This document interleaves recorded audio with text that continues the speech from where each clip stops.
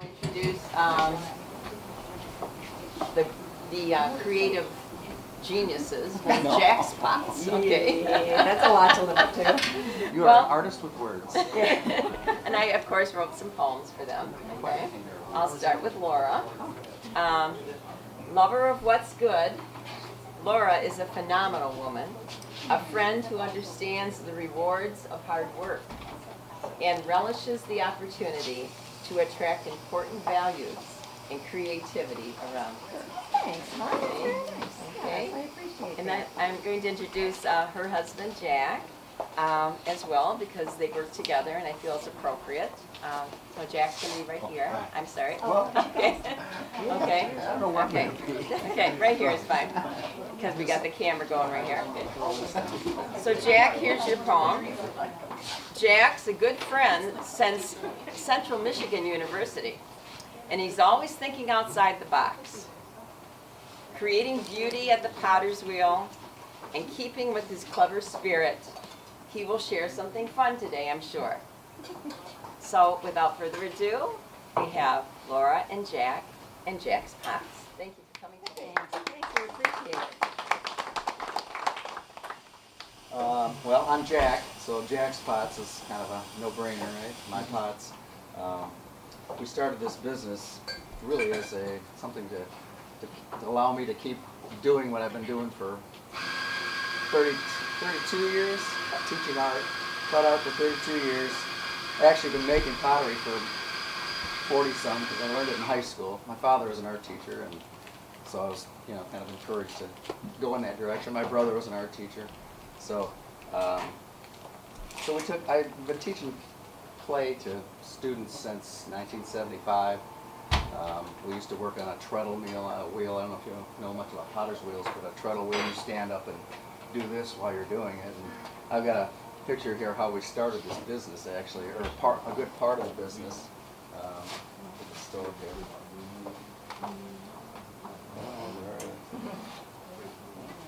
There we go. We started our first show. Well, our first show I think was in Port Huron several years ago, and then we went to New Baltimore, and we thought, well, we'll bring a wheel along and let people see how we do what we do. A lot of people haven't actually seen anybody making pottery, so I brought this wheel and made a couple demonstration pieces just as people walked by, and then a little girl came along and she was watching, and I don't know if she asked or we said, you want to try it? And yeah, okay. So I got a bucket and flipped it out and had her step up on the bucket, and we started making this pot together. And got done with it, and her dad's standing there, and he goes, well, guess I'm going to have to buy that, huh? And we went, Hey. whoa, what an idea. So now a big part of our shows, when we go to the art shows, is to bring the potter's wheel along, and I work across with people. Not that one. Not that wheel, an electric wheel. After that, Her son made one with me 2 years ago, and I guess it was a good experience. She thinks it was, he was, he did. Now, anybody in here make pottery? Is there any potters in here? Potter's wheel? Okay, so you know what it's about. Okay. Well, a little bit of background about our clay that we do. We buy the clay. I don't actually mix my own clay, although I do have a clay mixer to recycle it. We do buy our clay, and then in the beginning it's in a nice bag. It's all smooth and ready to go. But after we use it a lot, we have to reprocess it. So there's a lot of work involved in getting the clay ready to go. Centering the clay is probably the most critical part of pottery. And it's where you have to get that little ball of wobbling clay to stop wobbling and be smooth and round. And so when we do the shows, I do that part for most of the people that work with me. I think I've had one or two that were actually potters, and they were able to do it. And so I kind of watched them make the pot, but they didn't have any facilities, so this was an opportunity for them to get back into it. So we've been making the pots with the people, and throughout the rest of the year, we make inventory. We try to make functional pieces. Most of our pieces, almost all of our pieces, have a use. They are useful, functional. For example, it's like a silly little thing, but people love the sponge holders. So we said, well, okay, we'll make a lot of those. And not that they're tremendously beautiful, but what we're trying to do is get art into people's houses. So these are useful things that will sit on your counter. This one actually sits in our counter at home. I do this part. She does the stuff that makes them look really, really snappy. She's the glazer. Things like this. kind of snap up that bowl. It's a mixing bowl or whatever. The process of making this, if you haven't done it, is obviously you have to throw it on a wheel. We get the wheel spinning. We pull it up, and I won't go through all of that. If you want to see it made, come to a show or go on YouTube. There's a million people doing it on YouTube. By the way, I've got sheets of show dates. We have dates. some. They're over there if you're interested. We have a list of our where we're going to be this summer. But to make a pot, so it gets made on the wheel like when we do at the shows, and it's still wet.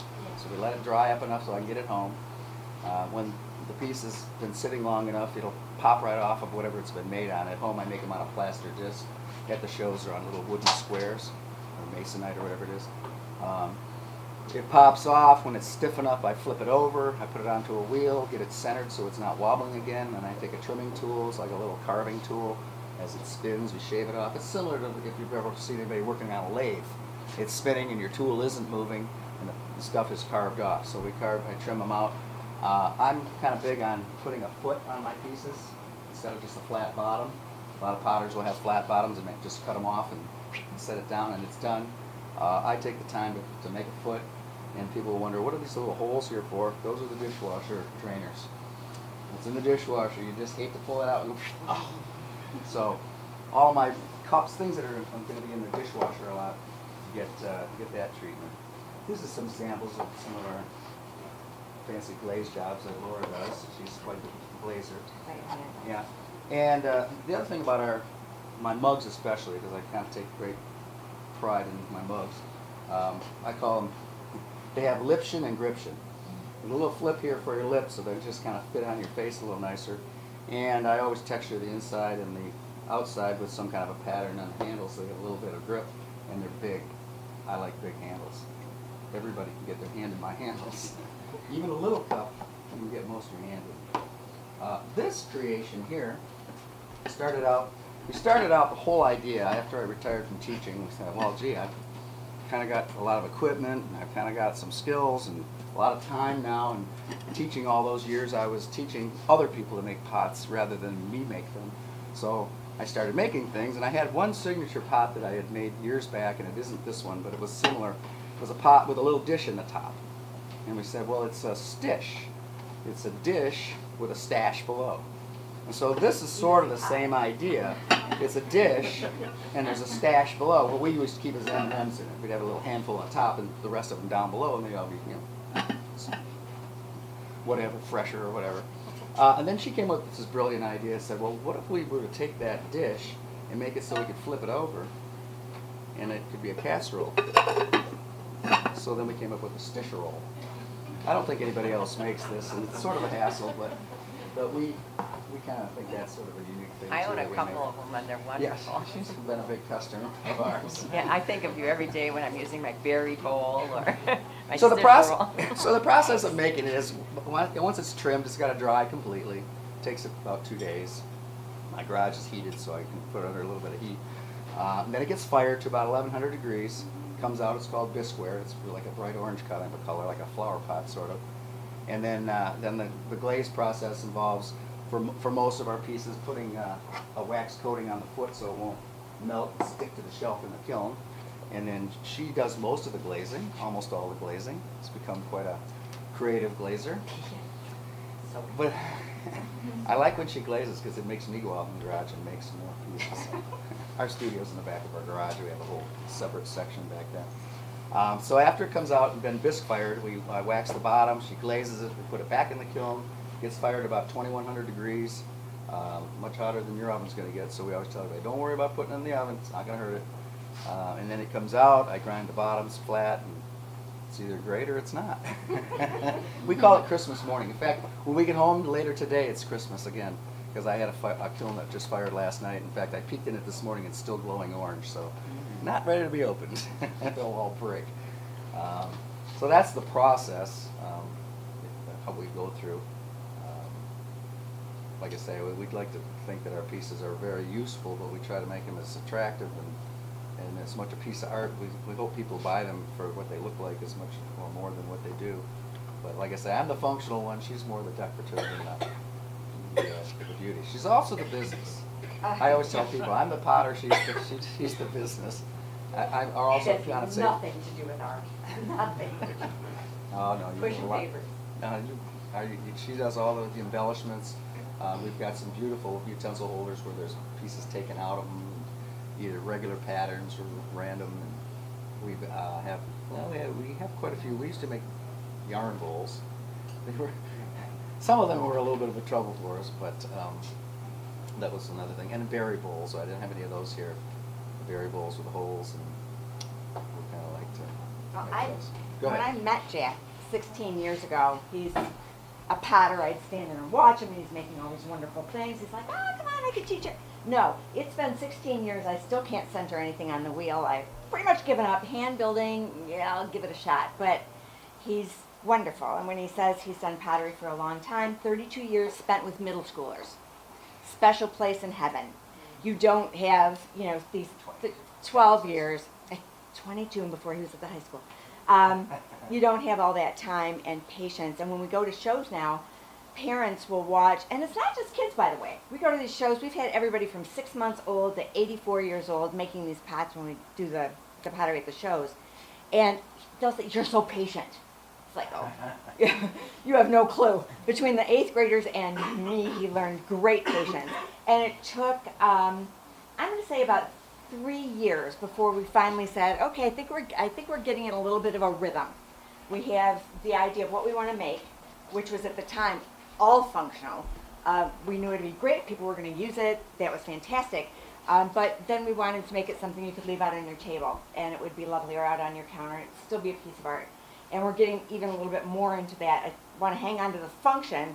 I was cutting into something yesterday that was supposed to be a utensil holder, but it was really tall. I said, cool, it can be a vase, it'll be wonderful. I had poked holes so far down, it's now a utensil holder. It will never be a vase because it will not hold water.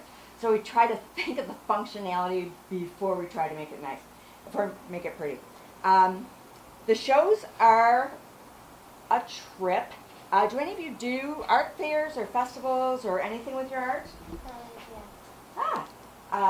I always envy the people who make like scarves and jewelry.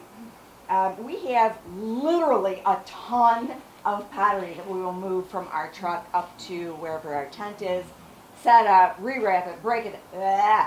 So for a little while we thought, this is crazy. This is what we're doing, and it's so much work. And then we got the idea about the kids.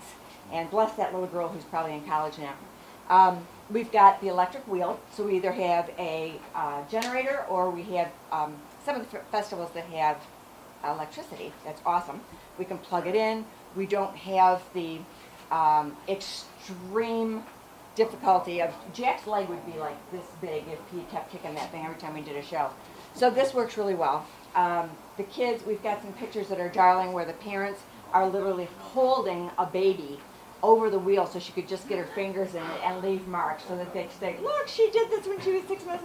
Okay, you can tell her that. And then we had a lady who was 83 and said, is this for kids? I said, no, have a seat. And she was 83, she just got done with chemotherapy, and she said, it's been on my bucket list. It's that kind of thing that you're like, oh, that's so cool. It makes you really feel good about it, and they come out feeling so good about it. I have never had somebody come up and say, well, that was awful. We have people standing around that say, I can't do this. I don't think I can do this. He never, ever lets anybody fail.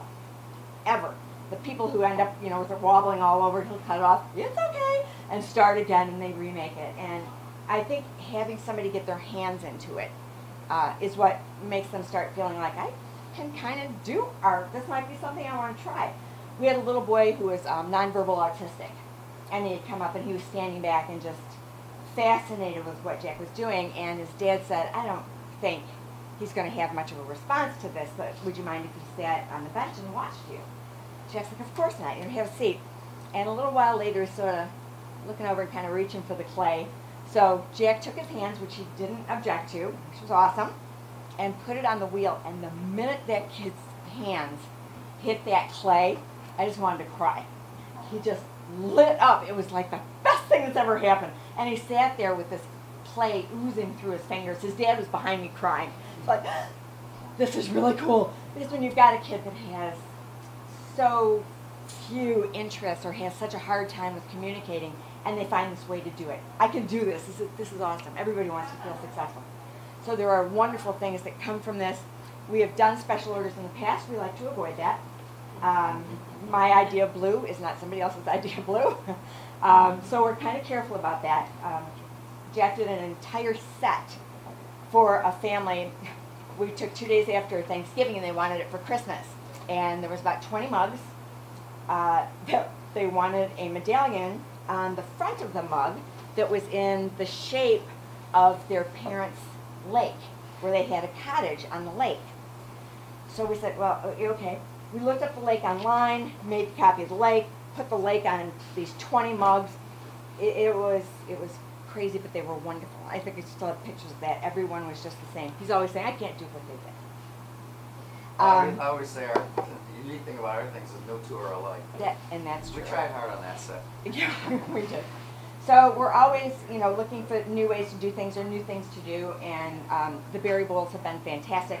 I have people coming up asking about French butter dishes, which I had never even heard of until somebody brought it up, where you've got the butter in the top and the water in the bottom, and you put this like that, so the butter never goes bad, but we have not been happy with it. It didn't work for us. No, we end up with salt rings around the outside. I don't know what that was all about. So we do try. When somebody comes up and says, can you do this or can you do that, although we may not be able to make it specifically for that person, we'll go home and try to engineer it and see if it's really going to work out. And we use only food-safe glazes, food-safe stoneware. I mess around with porcelain, which is, we'll stick with this kind of pottery. And I've tried to make a bunny. The butt fell off the bunny over the weekend, so that won't work. But this kind of thing we really enjoy. And we have the guys come in saying, did you make any really big mugs? They're talking about like mugs. Put a handle on that. That's as big as I want to see it. No, that would be crazy. Your coffee would really be cold. But we have gotten some great ideas, and we get them from the people who come to the shows. Typically, they're art festivals. This year, it is up in St. Clair and out in Shelby and in Armada at the Lavender Festival and down at Loch St. Clair.